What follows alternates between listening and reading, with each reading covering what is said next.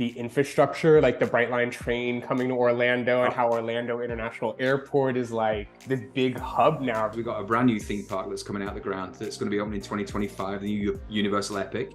Oh So yeah. that is huge. I mean, it's twice the size of the original Universal Studios. When I get a client into a property, particularly into a vacation home or second home, my whole focus is how do we make this successful for the homeowner? We're interested in that kind of long-term relationship. Sadly, in our industry, there are people that are not particularly interested in the success of their clients. When they look to sell their property, I want to be the guy that they come to so I can sell that property on. The reason that I came into real estate in the first place wasn't just about immigration and coming over here and building a better life for me and my family, but it was actually about the experience that I gave to people. So my first experience of handing a set of keys to somebody and watching the whole family celebrate was an emotional experience. Are you thinking about moving to Orlando or buying an investment property in Orlando? Today, I have an awesome interview with Matt Dixon. Matt works in our Compass Orlando office. Matt, thank you so much for joining us. Thank you, Joe. Yeah, it's nice to see you, my friend. Yeah, so as you can tell by my strange accent, I don't hail from these shores originally. I'm 20 plus years in from the United Kingdom, actually from the north of England, a little town called Manchester, which some people will know if they follow soccer teams. I got into vacation home real estate. I actually owned a vacation home in the first instance in the 1990s, and very quickly got into recommending that on, and then was co-opted into working with the company that I'd purchased from. And then basically kind of that role from there. At that time, I'm an engineer by trade, and my business was being overtaken by Chinese copies from what we were producing. It was becoming less and less profitable, and I was doing 7 days a week. So I decided to kind of look for an option, and one of the options that came up was to move to the United States and to Florida, obviously, specifically. And I've never looked back. I've just loved this country, love being here. So I made the move 20-something years, nearly 25, 26 years ago now. Wow. Came with 2 kids and a hope and a dream.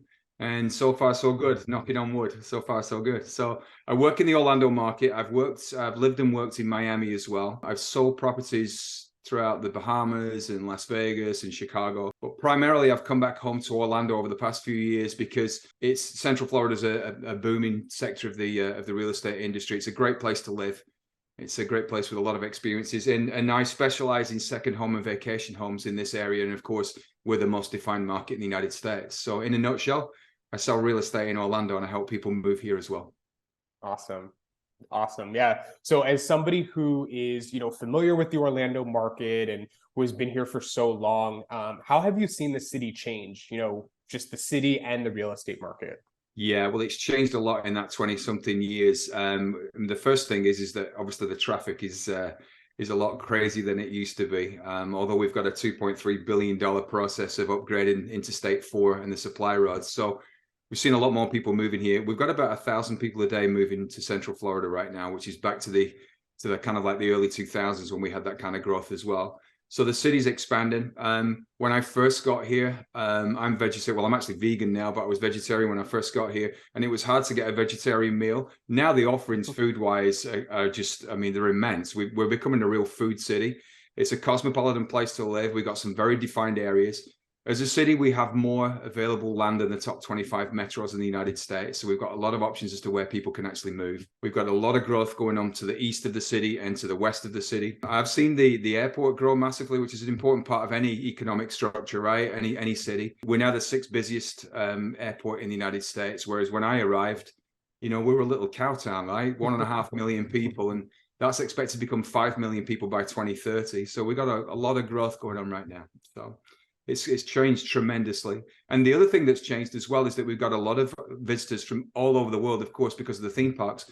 But now people are coming living here from all over the world. They're sheltering here in Central Florida. So we've got a lot of people from Latin America, from South and Central America, a lot of Europeans, a lot of movement from Europe as well. So the city's really growing up in that time that I've been here. It's super exciting to even just hear the infrastructure, like the Brightline train coming to Orlando, and how Orlando International Airport is like this big hub now really for airplanes and for transit, rail. So super exciting. And I agree with you on the food, because I've always looked at Orlando for the food. I know Miami has food, but Orlando has great food. And Four Rivers, the barbecue. I was up in Orlando before they started expanding around, and I remember waiting in line for hours, to get. I know that you're a vegan, so sorry but No, just I'm not to offended at all. It's all part of the story of the city, right? I think it's a personal choice what you do with your food, the food that you put in your body. And the great thing about like, as you say, about Four Rivers is a great example. Four Rivers has lines outside it now. It has right. people like, lining up to get into Four Rivers in the kind of Winter Park area.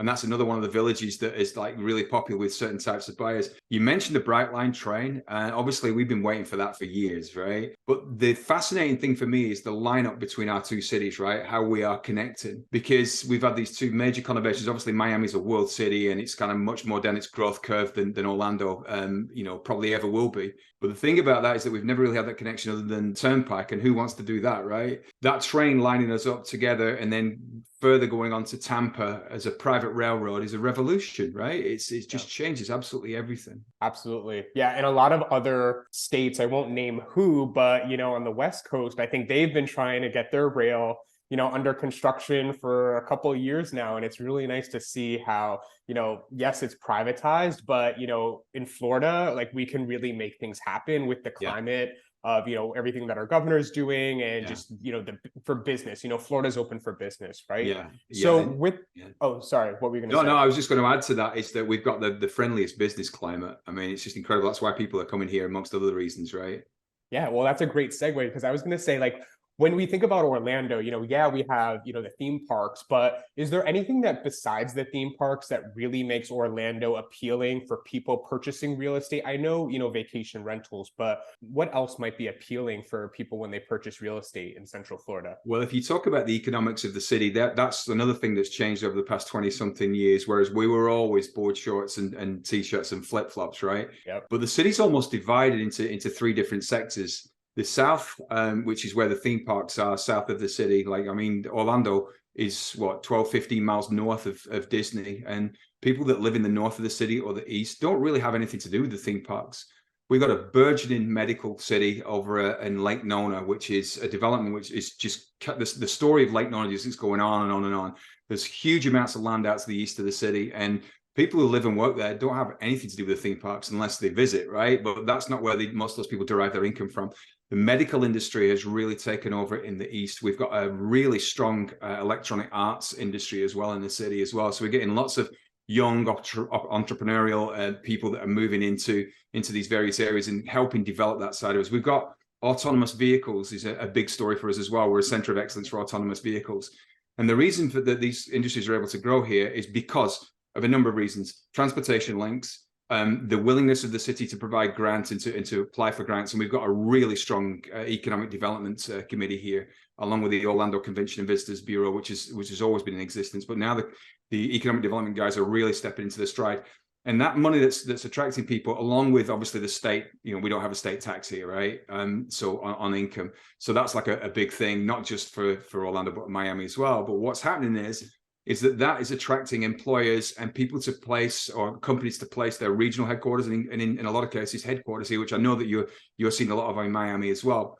What it's meaning is that there's a diversity of places that people can live and choose to work as well in relatively high paying jobs. Because that's one of the things about Orlando is that we've always had this really low wage base, mostly because of the theme parks and the hospitality industry. But now we're seeing those higher value jobs coming into the area, which is really good for everything, for the city and everybody. It rises all the boats, right? A rising tide. That's great. That's really great. Because I know that, Miami and Orlando, we did share that similarity with the wages and with the hospitality sector being the majority of jobs. So that's awesome. Now, I know that you're having those people with higher income, come into the city and, they're looking for real estate. What are some tips that some buyers should know about the process in Orlando? Are there any particular challenges for, a traditional buyer? And then what are some of the challenges for like a vacation, somebody buying a second home?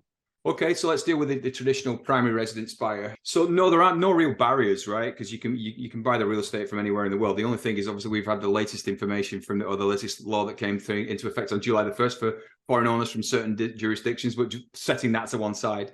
We've got a lot of housing stock to choose from and a lot of areas that people can live in, as I noted before. We have a really strong, a lot of places, particularly coastal places and places like Tampa, for instance, are having a hard time with the insurance. And we still got a fairly strong, insurance industry and a lot of supply for insurance policies here. It's not a difficult place to buy real estate, if I'm being completely honest. It's a place where you've got a lot of choice, although of course the market, like everywhere at the moment, there's a lack of inventory supply, and builders are not able to keep up with the demand right now, just because the number of people that are coming into the state and into this particular region.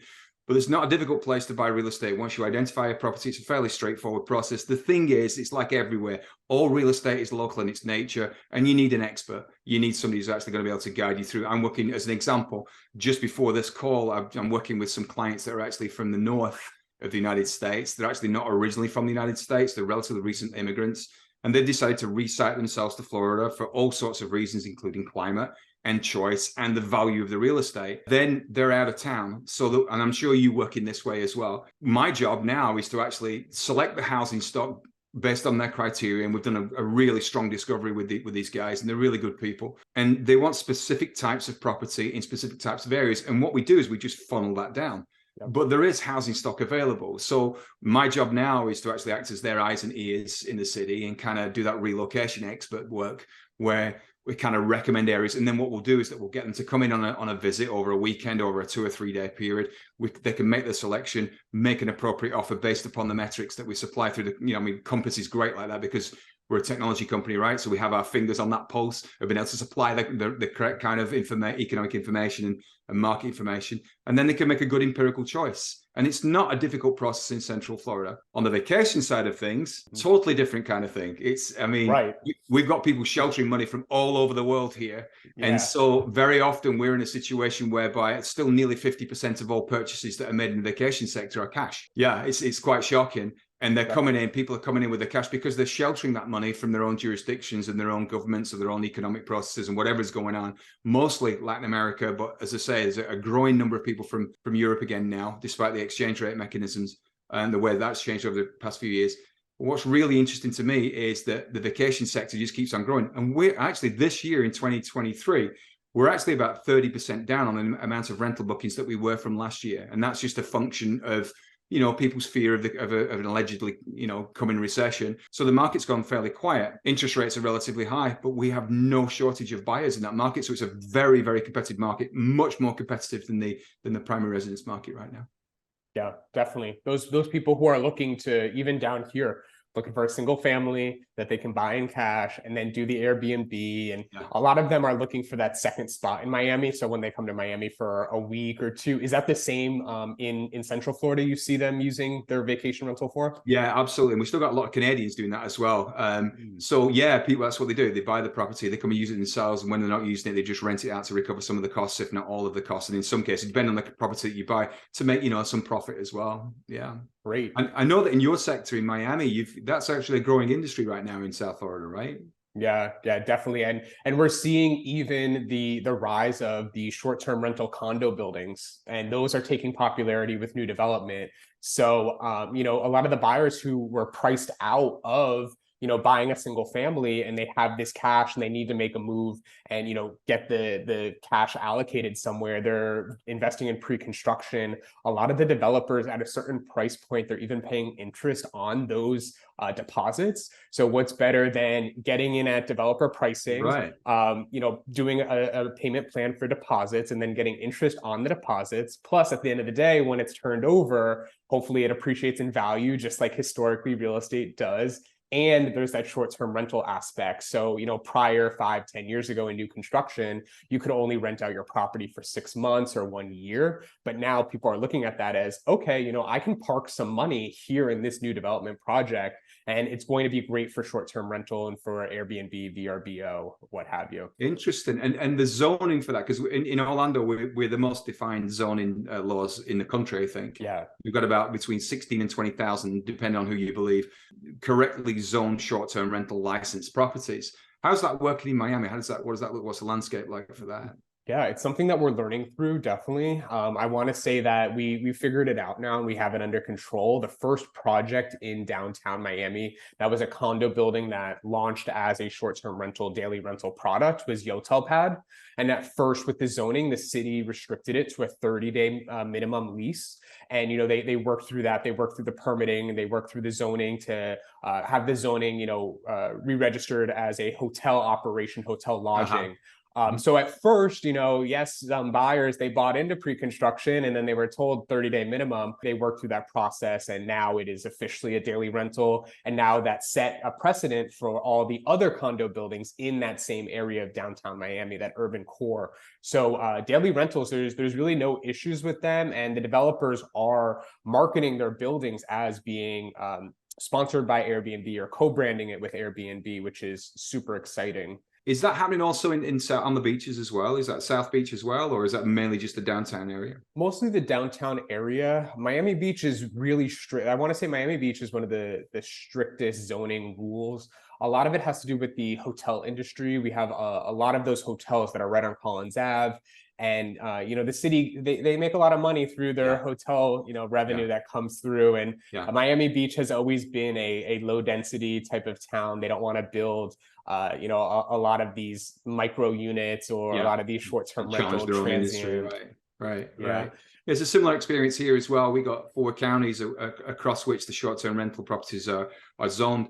But essentially, Orange County, which is where the main concentration of the big hotels and the big revenue earners in terms of tourist tax revenue from the hotels, they didn't want that industry, challenging their hotels. So it's a similar kind of story here. So I think in Orange County, there are only 2 short-term rental property communities. One's actually actually 3, 2 new ones and one that's been established for a number of years. And then some condo hotels, some smaller condo hotels, which I know that you have in the Miami Beach areas as well as downtown. But then everything else is like way away from that trade in Orange County because it's been manufactured that way.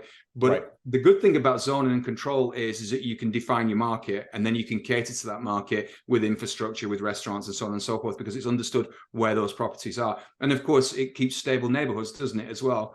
Because if you've got a community that's like 50% Airbnb and 50% primary residence, there's a potential for problems, right? So you see that as a growing sector in Miami.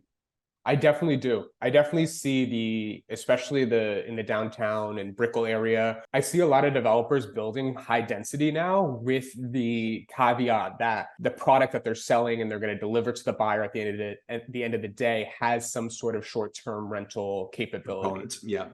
Very interesting. Without a doubt. Yeah. I think we lack here a downtown that, we haven't got anything like Brickell or even downtown Miami because of all the money that's going in there. It's just not, and it's divorced from the theme park area, which is where you would find the number of people, the consumers that wanted to market it. So we're always going to be different from that perspective. What is interesting is that we have a massive flow of people that come here from Miami on short-term vacations, right? 3-4 days. Maximum, but the transportation links, and we go back to Brightline, the transportation links have been basically Highway 27, which nobody wants to use, the Turnpike, which people I think want to use even less. Now they're going to have like an elegant option to come up in 3 hours and just kind of like be able to take part in everything that we've got here and then just head home nice and easily, hassle-free. And that's what we've been waiting for a long time. Absolutely. Yeah. We know that a lot of the tourists that come, from Latin America, Brazil, they either start their trip in Miami at the cruise ships, at the ports. So there's one project called Nativo, which is, right off of the port. So all roads lead right past Nativo. That's a short-term project. Maybe they stay there for a night or 2, and then it's within a half-mile radius of the Brightline, so they can walk or Uber their luggage right to the Brightline, hop on Brightline, and then we know because people start in Miami, then they go to Orlando for theme parks, and then they carry on with their vacation, right? Yeah, fascinating. It's amazing how Florida has been behind in catering to transportation links, but I think it just feels like everything's joining up right now, right? Yeah, it makes Florida feel really good right now. Totally. Yeah. Well, of course, one of the things that we've got going on here as well is we've got a brand new theme park that's coming out the ground that's going to be opening in 2025, the new Universal Epic. Oh, so that is huge. It's twice the size of the original Universal Studios. The pace of construction, I was over there, I think 3 or 4 days ago, just taking a look at the site itself, and it is just a phenomenal campus, and it's coming on every time you go. It's I go past there every couple of weeks, right? It's up in Orange County. It's literally on the airport side of Sand Lake Road, and it's just ready to kind of just take the city into the next league of theme park experience. And that's all that's going to do is just bring more and more revenue. I think when the Harry Potter ride opened up in Universal Studios, the original one, inside the first 2 weeks, there was an extra $60 million in revenue which came into the city. Wow. Obviously, there'll be estimates and sales studies out there. but it's a phenomenal campus, and it's going to be very interesting to see what happens. And in that locale, remember I mentioned before that in Orange County there are only 2 or 3 locations where you can do short-term rental. One of them is a development called Vista K at Harbour Square, and that's been in existence since like the early 2000s. And it's had patchy performance. It's done well because it's next to the convention center in some years, and in other times it's not done well. And now we've just seen something like a 40% increase in values in a matter of weeks. Wow. It's just incredible what's going on down there. So, a little gold mine. So it's very interesting to keep an eye on what's going on down there. Definitely. So with the expansion of the Orlando theme park, Universal Studios theme park, are there still opportunities for people to get in, or are they all gone? What's the market look like for somebody who's looking to get into a vacation rental and purchase? Yeah, new construction wise, the developers have responded very slowly after the pandemic because they very much got burned. They got halfway through their developments, and then basically the market died. As we've come out now, the demand is back for vacation homes. It's very, very strong. So there's obviously a lag time that developers don't keep up with that. But yeah, there's very much an opportunity to get in, and it's everything from, just to give you an idea, single bedroom, almost like what they are, hotel units in the kind of low 60s, early $70,000, up to mansions with 15 bedrooms that are in the $11-12 million range, and everything in between. The center point of the market is now centered around about $700,000-800,000, and that will buy you a 6 to 8 bedroom vacation home with a heated pool, fully furnished. And these are resale properties that I'm talking to you about. There is an opportunity to buy new properties as well. We're working with 3 developers at the moment that are producing everything from condo hotels, single bedroom, through to 8 bedroom vacation homes, completely decked out. And when you buy these properties, you furnish them, or they can come completely furnished, but they have everything. They have everything down to the linens, the towels, the silverware, pictures on the wall, games in the games rooms, and so on and so forth. They're just phenomenal properties, and they prove their value in terms of the demand for new properties. The market always finds what it wants, right?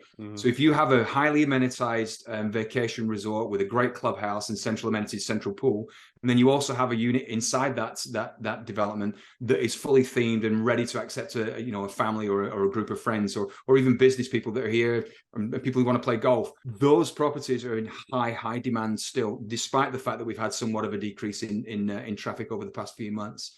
And how long will it be? If you drive through Disney, which, I mean, I literally, I'm actually in my home office right now, as you could probably tell. I'm inside a mile of Magic Kingdom. You drive through Disney and all you see is cranes swinging, building things, improving things, new infrastructure. So we've got a lot going on here for reasons for people to come in the market, but there are definitely homes available for people to purchase, yeah. When you do find that home for that client, I'm sure they're going to ask you about management options. What are some of the different styles of management, or what does managing a vacation rental in Orlando look like? That's a really good question, actually, because I think the key relationship that you have is actually with your property manager. Obviously, you need the right investment advice in the first place. That's where experience comes in, right? But your property manager is the key difference between you actually potentially making a profit, or at least breaking even, and not doing so well, and it not being a great experience. In this area, we have about 500 management companies, probably even more. A lot of those management companies are started by people who emigrate here and don't have any previous experience of being professional property managers, but they buy a business that satisfies the E2 visa requirement that you have an ongoing business that employs American citizens. And then they drop into it, and it's a very, very patchy quality of service. So you'll get some companies that do have, that are owned by people who have business acumen, and they know what they're doing, and they very easily adapt what they've been doing previously into the professional property management service. But for the most part, it can be really challenging for these people to actually make a success of it. And what they're asking people to do is invest in a property, very often not only in the home state, but not even in a country that's even close to Florida. And they're handing that property over for property management and expecting it to be a success. The world changed a few years ago when Airbnb came into the market, and Booking.com and all the other online portals. Navigating the technology that actually gets your properties to the top rental capacity and at the top rates is a professional full-time job. And that's something that is very difficult for the regular property management company that is just more interested in looking after the landscaping and making sure the house is clean. To integrate that into your business model and make a success of it is very difficult. Right. I only work with 3 management companies personally in this whole area, and that's based upon years and years and years of experience and being let down. Because just like you, Joe, when I get a client into a property, particularly into a vacation home or a second home, my whole focus is, how do we make this successful for the homeowner? Because we're interested in that kind of long-term relationship. Sadly, in our industry, there are people that are not particularly interested in the success of their clients. I'm interested in longevity, relationships going forward. And that means that the introduction to a management company is absolutely key. Essentially 3 sectors. There are condo hotels, which are managed by the hotel operation anyway. So you've very, very seldom got a choice of which management company you use. So you have to be careful which condo hotel you invest in, because you want the management company to be successful and the brand to be successful. After that, you then have what I call the middle market, which is basically townhomes and single family homes mostly, and the occasional condo. And I have a company which has expertise in that particular sector. And then the other sector is the luxury sector, which is the 8, 9, 10, 11, 12, 13, 14, 15 bedroom mansions that are in highly amenitized communities. And that's a different skill set in itself, because you're catering to a different type of client. So I have 3 management companies that cover all those sectors. I'm happy to say that the people that I work with, I tend to be honest. So if times aren't going too well, most people are okay with the truth. What they're not okay with is lack of communication and half-truths. And so it's been very important to me to form relationships and vertically integrate those management companies into my offer, into my clients. Yeah. So out of 500 property managers, 3, it sounds like, are ones that you can actually recommend and are trustworthy. Yeah, and honestly, Joe, I'm not even married to those guys. The moment that their standards were to slip, then we move on, right? It's all about the client experience, because what I want, the average length of ownership of a vacation home here is about 7.5 years. Right. And that's because of all sorts of reasons. People get married, people get divorced, people have children grow up, right? So people's circumstances later. So the way that I look at my business is anybody that's coming in to buy a property with me, I'm in for the long haul. It's cradle to grave, right? When they look to sell their property, I want to be the guy that they come to so I can sell that property on. And you don't keep relationships if you don't introduce the other key players in that infrastructure and they don't carry your culture. And so it's very important to me that the management companies actually align with what we're trying to do here as a business. That's why, Matt, I love having you as one of my strategic partners for the Orlando area, because I know that we both service our clients, in very similar fashions. Like you mentioned earlier, funneling all the properties so that they don't miss out. Our clients really don't miss out, and they don't pay too much by funneling them into a Compass collection, right? I know insurance is a big thing. So, our insurance agents, every single, year, I re-up with my insurance agents. I just touch base. I check in with my clients and say, how was your experience working with them? And, based on that feedback, if they're not meeting, our standards and Compass standards, then, we might have to look elsewhere. That's exactly right. And that encompasses all services that are connected to the whole experience, right? A lot of my clients are foreign nationals, although we've had many, many more Americans, purchase vacation home properties here. Still, the majority of people that own properties here are from foreign jurisdictions. When they come to sell, you have the foreign interest in real estate, FIRPTA tax that you have to deal with. Even the people that actually deal with FIRPTA, there's a variance of standards, right? So I only use one company, and we use them again and again and again because they're going to give the right tax advice, something that I'm not qualified to give. But what I'm able to do is say, hey, listen, these are our strategic partners, and they will see you through the whole process of actually making sure that you actually mitigate and limit the amount of tax that you have to pay, and that you get out of the whole situation, in a whole sense. It's one of the things that I recognized about you quite early, Joe, and I don't want to flatter you too much on your channel, but is the way that you actually address your clients, the way that you go about working with your clients, very much aligns with what we do here. And that is, it's all about client first. It's client experience first, right? Absolutely. Absolutely. Yeah. That long term, it's not selling you a property and waving goodbye and never talking to you again. It's about truly like, I'm your advisor. I'm keeping in touch. I don't know about you though. I spend quite a bit of my time stopping people doing stupid things, right? Yeah. Or at least, advising people, what you've seen on the internet might not be the truth. Right. There's a lot of fake gurus out there, a lot of people who aren't licensed, who are giving Airbnb advice. I saw a tweet last week, I'm sure you saw it. It had 3 million views on it, and it said that the Airbnb crashes here. And then, I just click through profiles because, that's clickbait. So go on the profile, look up their YouTube channel, and for the last 3 years, all their YouTube videos have been about the crash. So could you imagine if somebody was actually listening to that person who tweeted for the last 3 years, if they listened to that advice and they weren't buying, they missed out, right? We saw, 20, 30, 40% price appreciation over the last 2 years. So if you really took that fake guru's advice and, you listened and you believed that there was a crash, I mean, you missed out on a lot. Yeah, and even before the pandemic, because of course we saw massive price growth. Like we've never seen it before, and we'll probably never see it again. Hopefully we don't ever see a pandemic again. But even before that, my career has been littered with people saying, oh, I wish I'd done this years ago, right? Because I mean, particularly in second homes as well, in vacation second homes, you lose out on the enjoyment and the experience. Families grow up quickly. Families decide not to vacation together, but there is a sweet spot. We have a development here called Reunion, and the reason that it's called Reunion is that the idea is that you purchase a property and then your family reunifies with you here. Use this as your central vacation spot, and you can strike out to the rest of Florida from here. But this is the hub. This is where you create the memories, and this is what we're doing in the vacation sector, is that we're creating memories for people. And the memory can either be one of unification and experiencing that precious time with family, which is nothing to do with economics, and it's nothing to do with profit. It's to do with love and family and relationships. Or it can be a horrendous experience where they bought a house that didn't work for them. It didn't do what it said on the outside of the tin because they were given the wrong advice in the first place. And It comes with a weight. There's a weight to that.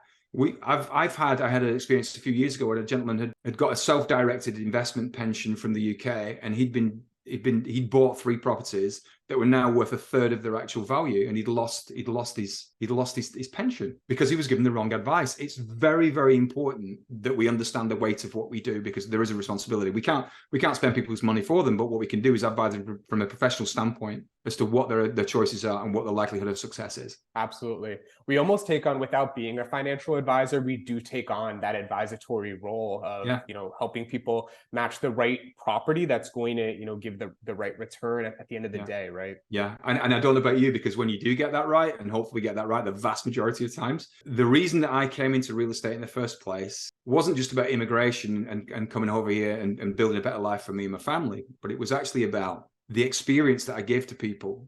So my first experience of handing a set of keys to somebody and watching the whole family celebrate was an emotional experience.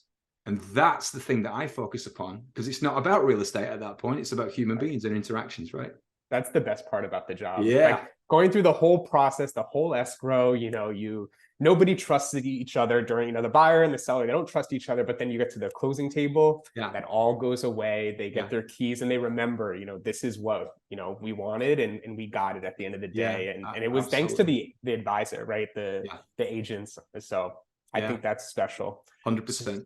100%. Before we wrap things up, what's maybe 1 or 2 pieces of advice that you want to give to buyers who are considering relocating to Orlando? Yeah. Okay. So the first thing I would say is don't jump, right?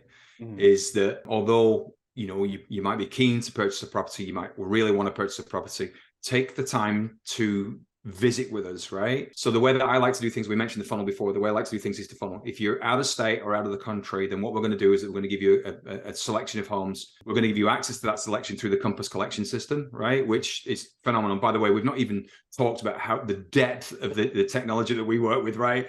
But the on-the-ground experience is that people are able to see everything that's available in a graphical sense, and we have a 2-way communication program through that collection where we can invite anybody else into actually, that's concerned with the sale, whether it's you referring a client to me or me referring a client to you. And I know we just worked with a client recently where we can communicate openly and everybody can see what's going on. Once you've actually defined the property that you're looking in, it's then, take the time to pay us a visit. Come over, spend some time with us. Let's orientate you to the city. Let's have a look at your options and how the properties that we're looking at fit into those little micro markets. And then you can make an empirical decision based upon your timing and not the market timing. Secondly, what I would say is that have your ducks lined up, right? So have the finance lined up, have your exit strategy if it's a short-term investment, have your management company, because again, you want to sit down with the management company and we'll do an initial introduction through Zoom potentially, but then when you come here, I'd like to put you face-to-face with the management company. Right. If you're moving here and it's a primary residence that you're looking for,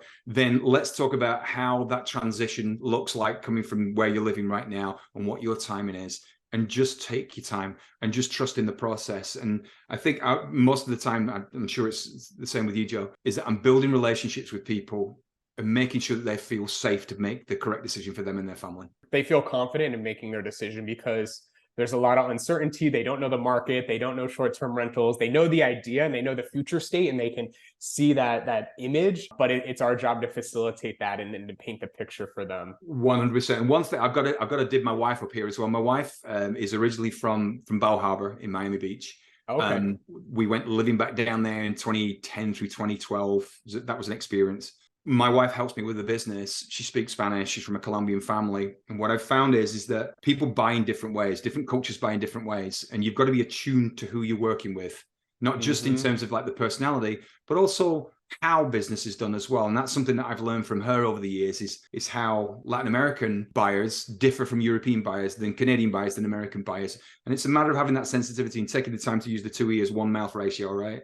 You know, so it's been a fascinating journey for me. And Florida continues to be a place where there's huge potential, and there's huge potential for people to really enjoy what they've purchased and come and live in a state that really welcomes people from all over the world. Absolutely. We're that melting pot, right? We're open to everybody, which is really, really special. Yeah. It's so cool. Awesome. Well, Matt, thank you so much for the time. Where can people reach you? Where can they find you?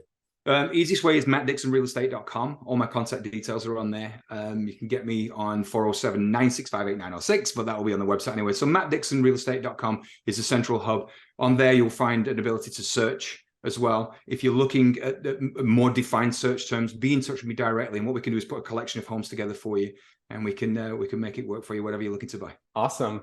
So if you're looking in Orlando, make sure that you contact my friend Matt, awesome agent with Compass in Central Florida. He can help you with all your needs, whether you're looking to relocate, individually with your family, or whether you're looking for that second property, that investment property in Central Florida. I highly recommend Matt. Definitely reach out to him. Matt, thank you again so much for the time today. Always a pleasure, Joe. I really, really, really mean that. It's always a pleasure. Thanks so much. Appreciate it.